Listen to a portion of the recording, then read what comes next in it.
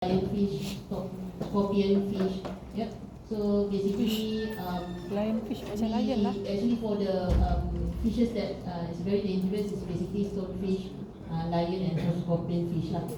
Right. So can you spot the stonefish here in the all the anemones over here?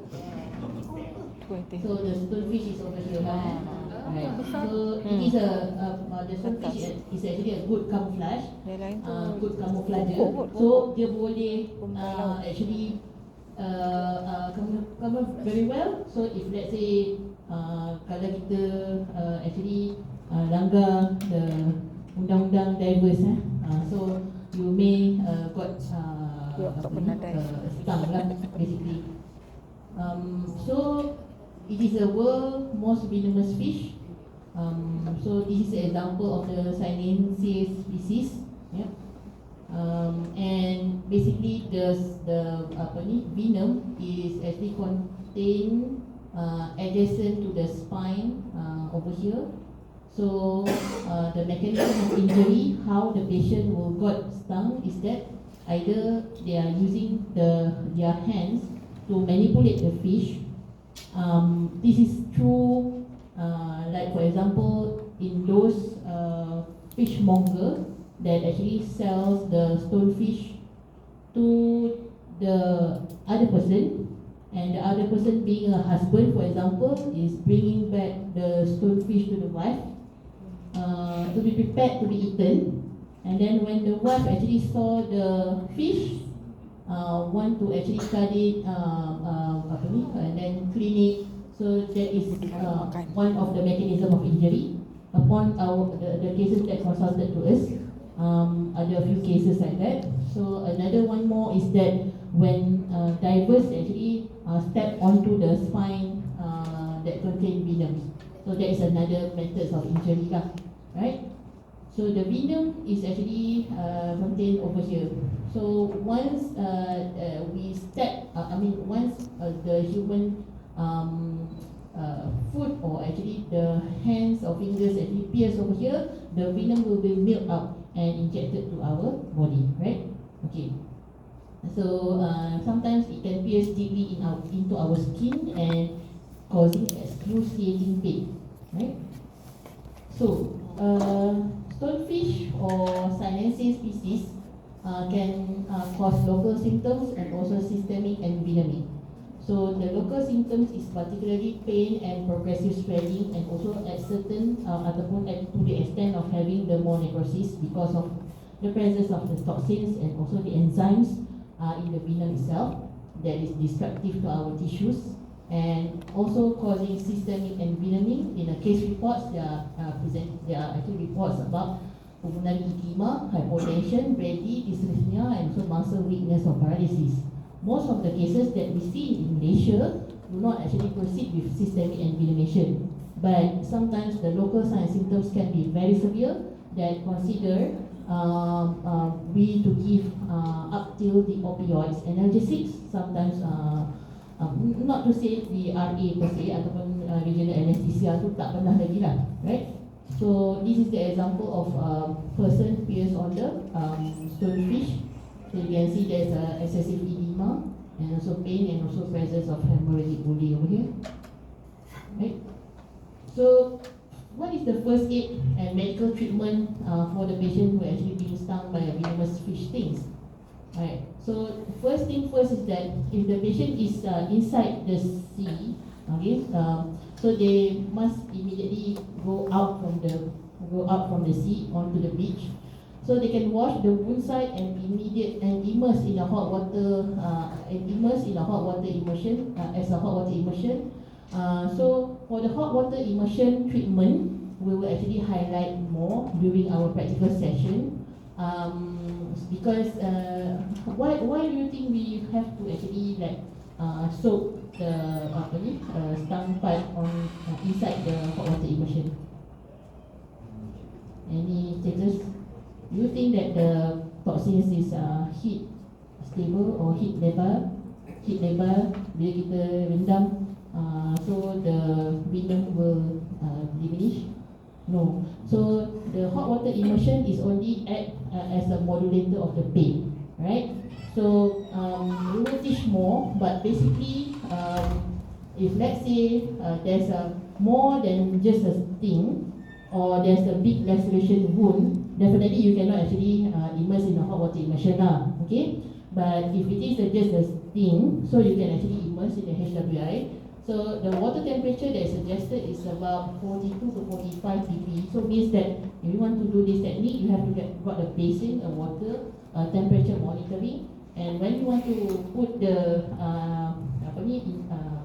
affected limb, lower limb, so you must put the affected side together with the non-affected side, because affected side, once there is a pain, so once you put it, you cannot actually sense already the water is too hot or too cold for them. Basically, it's too hot for them or not lah. So you need the normal limb to act as a control. So meaning, can the patient actually tolerate the so-called temperature of 45 degree or not? Or if let's say the normal limb cannot stand the temperature of 45 degree, then the patient need to pull out both of the limb outside from doing the hot water immersion, right? So the maximum duration that we can do, or we can apply the hot water immersion is around 30 to 90 minutes. There's nobody yang akan actually put the affected limbs for straight 90 minutes. Okay, normally it will be about 30 minutes, then rest kejap. Then if there's any pain, so they can actually immerse another 30 minutes, for example. Yeah. So if you get the wounds and remove the foreign debris, radiograph to exclude retained spiny materials, and given oral or parenteral anesthesia, as I mentioned. And there are availability of stonefish antivenom in the world, actually produced by Sequirus in Australia.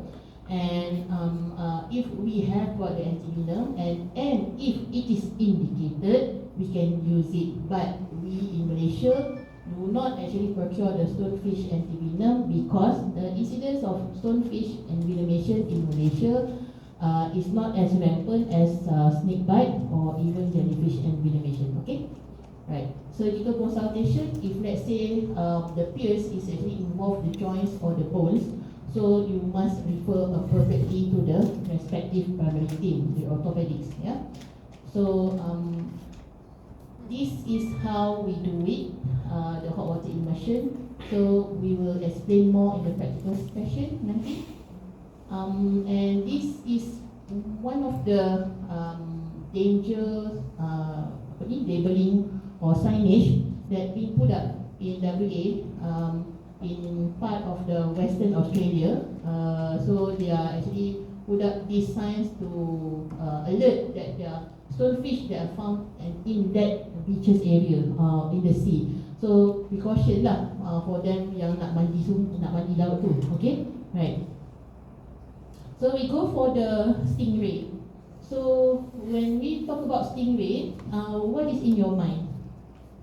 Ikan pari boleh makan, right? Sedap, right? Asam pedas. Okay.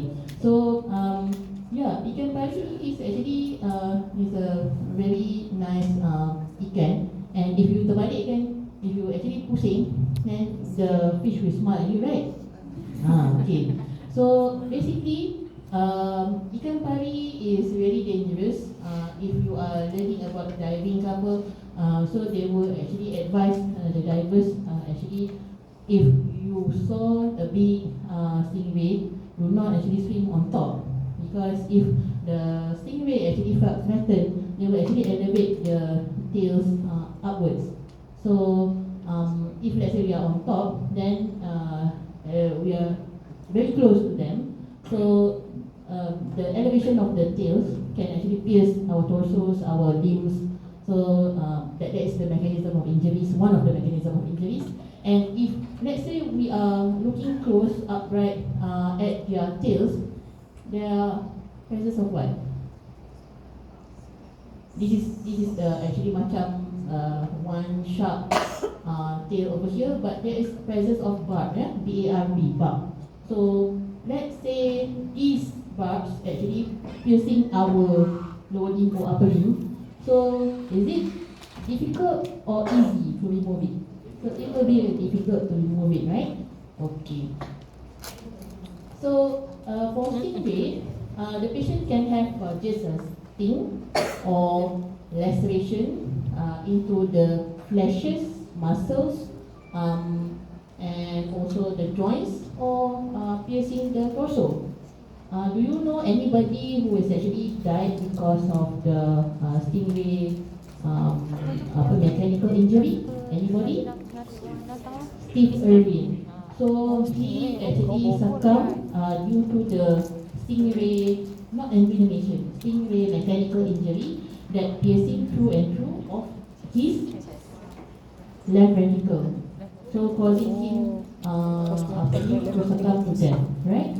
So lacerations from stingray injuries should be left open if the management is the laceration should be left open for delayed primary closure, right? Okay, what is the first aid or medical treatment? Okay, again, the patient should be put out for the water to the beach and then wash the wound site and immerse in a hot water immersion, but not for this kind of cases, Alright. So you can do hot water immersion, okay, and then apply local pressure for bleeding and resuscitate if there are thoracic or abdominal injuries. Definitely, okay. So irrigate and debride the wound, titrate IV anesthesia, and surgical consultation and orthopedic consultation if needed according to the body torso or limb injuries. Okay. Right. So if the stingray is causing a mechanical injury, does it venomous? It is a venomous too, right? So it can cause a local tissue pain, swelling, and the venom is causing that, right?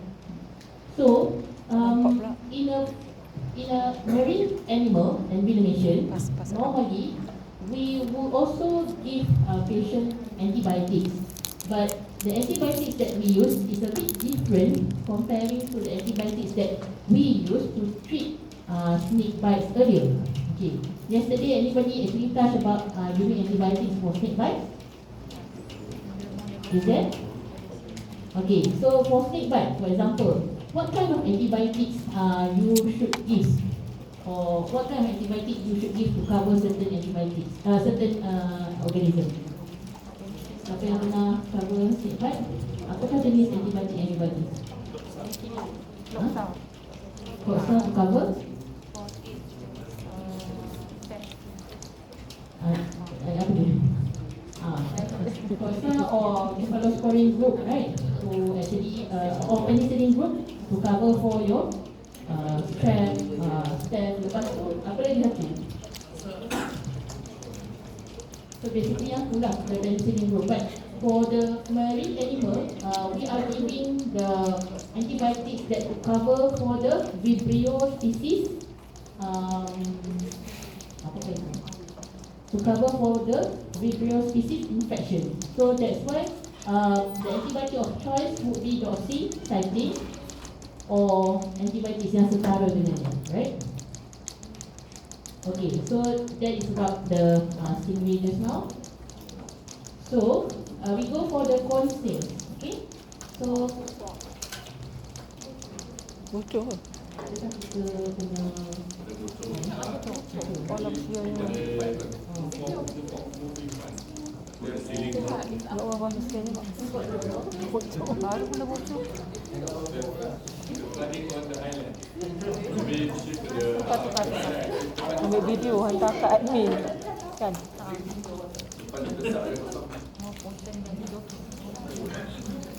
Roboh lah. Okay, we go for the corn snail. If you want to see corn snail, you can go outside here. There are a lot of corn snail species inside, outside of the wall, outside of this hall. Okay. So siapa dapat jawab nanti soalan Dr. Khaldun? Tak, apa ni? Siapa dapat jawab? Who can answer Dr. Khaldun's question regarding which species is which for the corner species? Nanti mungkin Dr. Khaldun can give a That's good. Because there are a lot of species of the corners, corner snails outside there. I can look up with a lot of sweets inside, you pick. Okay. So basically, corners, this is the corner snails. Have you guys actually tried to pick up these snails when you are young? Have you actually tried to pick up the one that with the alive animals inside? So kalau pernah, then I hope that you didn't actually teach your children like that, because it is a very dangerous lah. Okay, so cone snails actually feeds on small fishes. So how they actually feed the small fishes is by two mechanisms. One is actually siphoning dia sedut macam tu, dan fishes tu akan masuk, can enter the organism's body. Another one is to sting, by stinging. So when the corner snails actually sting their prey, so they are delivering the toxins, and the toxins is very toxic to the prey, whereby it can cause an immediate neurotoxicity to the prey, and the prey actually paralyzed and they can kill it. Right? So that's the mechanism of injury for us, the human. How the human got the toxins is that by stinging by the cold snails, especially if we are like collecting the snails by our hands and we put it on top of our hands like that. So maybe you can get stung, right? So it has got a potent paralyzing toxin called chronopeptide, and causing a muscle paralysis, diplopia, respiratory failure, or coma, even for humans. Okay, and it is understood that it is 1,000 times more potent than lidocaine or lidocaine drugs. So if we got stung or our patient got stung, so what should we do? Number one, again, from the sea, go outside and go to the beaches, and as a first aid, we can actually apply the pressure bandage immobilization and applying for hot water immersion. And basically the treatment is symptomatic and no antivenom, meaning that if, let's say, the patient comes to the beach and develop a full-blown neurotoxicity, so as a medical officer there, for example, although you are not declaring you are a medical officer, actually going to the sea, going to the beach for healing apa. So what do you think you should do? If the patient develop full-blown neurotoxicity and patient is unconscious and not breathing and no pulse, okay. So people kan, okay. But if let's say the patient is okay but is experiencing macam numbness ke or weakness, so ensure the patient is alert and conscious and then call 999 if you are unable to locate where's the nearest clinic kesihatan, and then do a pressure bandage and immobilize the written limb, and get the patient to the hospital as soon as possible, because we anticipate there will be full-blown paralysis so time is of essence. Right, now we go for the octopus. Okay, so for octopus, not all of the octopus is actually venomous. You guys are actually eating octopus in your meals, right? So takoyaki and everything. So basically, octopus has got strategies for their defense against the predators. So it's either three of these strategies. This one looks common: expulsion of their ink, causing camouflage. The second one, injecting their prey with a paralyzing saliva and dismembering it into a small pieces of their beaks. This is also quite common for them to ingest their prey. And the third one is when they harbor bacteria in their salivary gland, and this bacteria is kind of actually producing all kinds of toxins. The most dangerous one is cyanidiotoxins. The other enzymes is, for example, the histamine, tryptamine, dopamine, taurine, and etc. So the one that is most dangerous, as I mentioned again and again, is the cyanidiotoxin. Okay. So the venomous octopus that is dangerous to us is glowing octopus. can you guess what is the size of the blue ring octopus? Who is the diver here? Ada diver dekat sini. Ada Naik tak ya? Naik tak ya? Okay. So can you guess apakah size blue ring octopus? Besar. Tam. Kecil kan? Kecil. So it's about 1/4 of our palm. Okay. Right. So it's just small. So it is actually present in the Pacific Oceans and also even in our perairan Malaysia too. And it can be found in the soft sandy bottom of shallow tide pools and coral reefs. And if they are unharmed, they are actually not aggressive at all. And they only bite when it is disturbed or handled. So with this statement, you know that actually if you are trying to handle the blue ring octopus, so they felt threatened, so that's why they can actually stung us. Okay? So when threatened, the bright blue rings appear all over its body as a warning sign. So dekat sini you can see the blue ring body that is actually act as a warning sign. So my question is that is the blue ring body is the one that is containing tetrodotoxin? Any takers? Angkat tangan kalau ya. Can you elevate your hand if yes? So siapa yang kata bukan or no? So tak ada. Tak ada. Okay.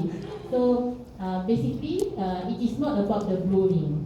So the blue ring ni just macam if they felt threatened, they will actually appearance of the blue ring that's very beautiful. Actually, for them to give the warning to others who are actually around, do not touch me. But if we are stubborn, we just touch them. Actually, that is the time when they can stung us. Okay. Alright. So we watch this video. A tiny wonder that I've come halfway around the world to find, the blue-ringed octopus. The ones that are found here around Sydney are called blue-blind octopus because all running down the surface of the mantle you can see great big long neon lights. Oh, look at that bright colour change, gorgeous! But they're still in the blue-ringed octopus group, and to show you how it got its name, all I need to do is agitate it very slightly. And you should see plainly coloured animal take on incredible agitated colours. Bright neon blue circles. Look at that! Wow! It's just electric. These are classic warning colours, and they're obviously used to intimidate animals that might want to feast on a blue-ringed octopus. That would be a very, very bad idea, because this is one of the most toxic creatures on Earth. The glorious neon flash colours tell other predators to just swim on by. Right. So basically, so kalau if it is not the blue ring, so what? From the beak. So from behind, so from the bottom. So they have got the mouth, right? So the mouth actually there's the tetrodotoxin is contained inside the salivary gland beyond their mouth, right? So what are the signs and symptoms? So once there's a puncture wound, it can cause a redness, swelling, and painless mild discomfort, right? And for systemic symptoms, it is the effect of tetrodotoxin that we are looking for, because tetrodotoxin can block the sodium channel, so it can cause gradual generalized paresthesia, nausea, dizziness, malaise, and actually it can progress to a rapid flaccid paralysis that can cause respiratory failure, hypoxia, and coma. Right? So over the slides that I've shown you just now, so what is the common toxicity of the marine animals? Neurotoxicity, right? And also local cytotoxicity as well. Right? So for blue ring octopus, what is the management? The management is pressure bandage immobilization is recommended, and basically there's no antidote for it. So good symptomatic and supportive management is mandatory. Let's say the patient is having respiratory failure, you need to intubate, so you need to support the ventilation. and maintain oxygenation to the patient. Right? It's always self-limiting if it is not complicated with prolonged hypoxia or HIE lah, right? Okay, now we go for sea urchin or landak laut. So there are a lot of species of sea urchins that can cause trauma to the human. One is this one. It's called the Echinodermata phylum. So this one is the most common sea urchin that we can see. Even if you are going for island in Pangkor or in Langkawi, if you are going for the island hopping, so even in Sabah also actually. So you can see at the bottom, if the sea water is clear, then you can see it and you can see the organism, right? So anybody have eaten this sea urchin before? Actually, it's quite delicious. It can be eaten. Jangan makan ni. So dalam dia, the content, right? So it is small, spiny, globular animals. So the one that is causing injury is the spines, right? So the spines is really made of the calcium salts lah. So can you imagine if you are stepping on top of the spines, what happens? So the spines is just actually sticking on the patient's foot or actually palm lah, if we are touching it, right? So this is the example of a patient that is being actually stumbled upon the sea urchins. So there are a lot of foreign bodies embedded on top of them. So do you think that it is easy to remove it?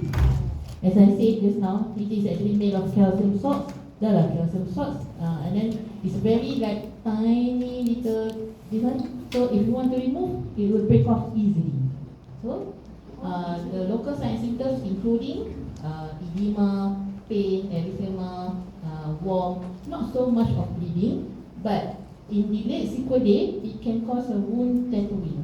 Maksudnya, there's a presence of embedded foreign bodies over here, right? So over the time, it can cause a dark colored discoloration over adjacent to the pierced injury.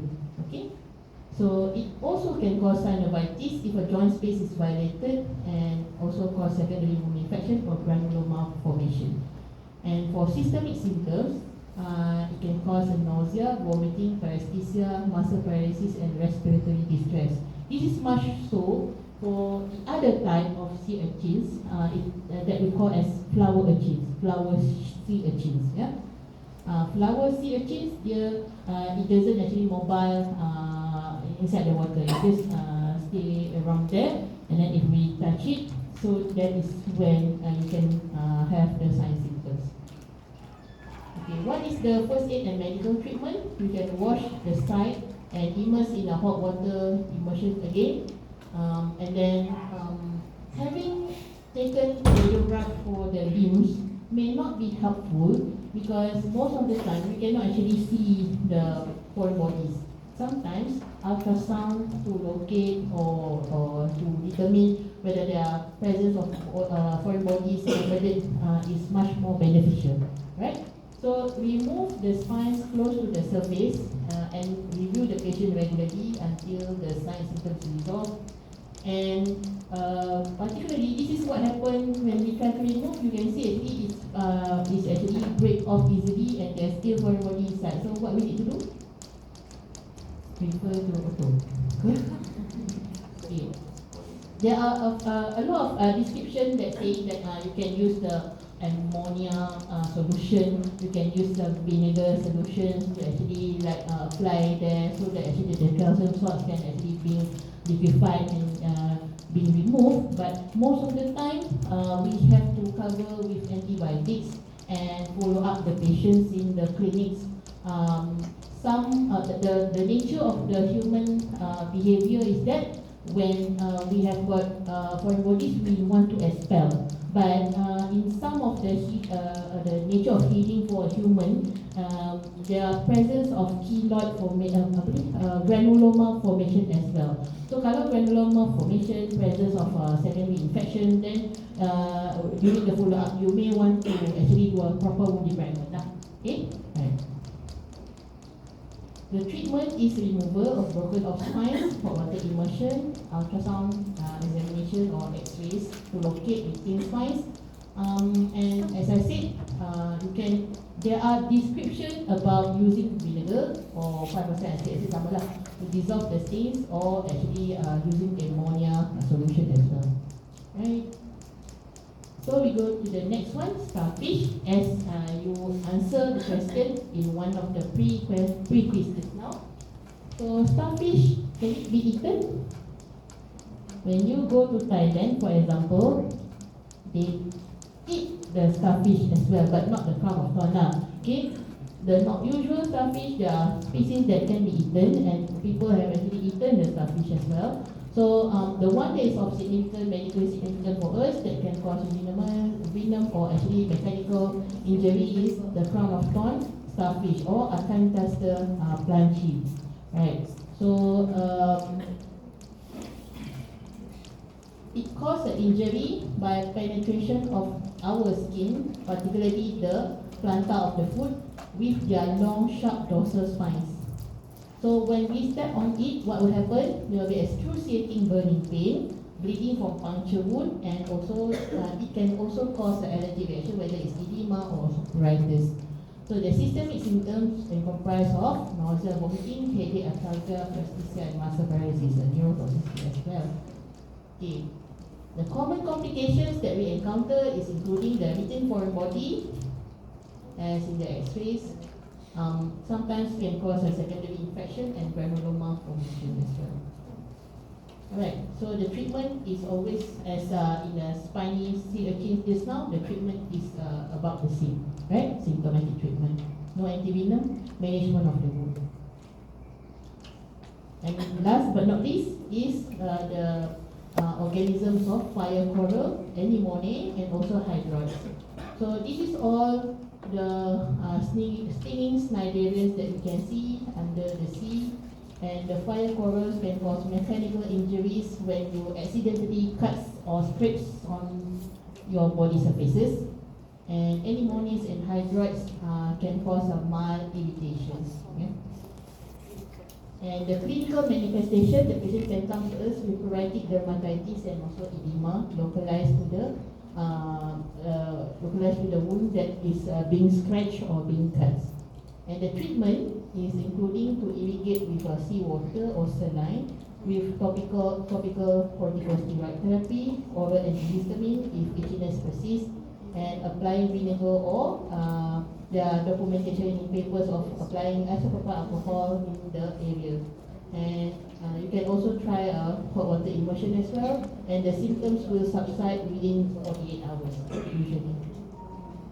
Alright, so that's all.